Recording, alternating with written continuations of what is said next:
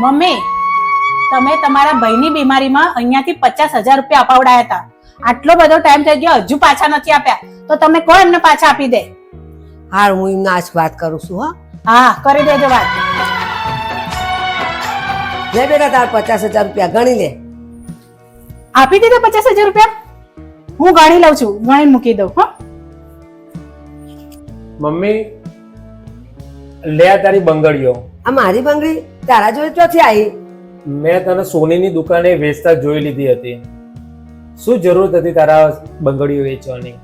બેટા આમાં મારી ઉંમર થઈ, આમાં મારો સોના ચાંદી કા પહેરવાની જરૂર છે ક્યાં? આમાં તારે છોકરાને હોવું છે બેટા, તારે પૈસાની જરૂર છે બેટા, એટલે મેં બંગડી વેચી મારી બેટી. મમ્મી, તારાથી વિશેષ મારી પત્ની કે મારા છોકરા નથી. તમે જ મારું બધું જ છો. લે આ બંગડીઓ પહેરી લે. આ દુનિયામાં સૌથી મોટી સંપત્તિ આપણા મા બાપ છે.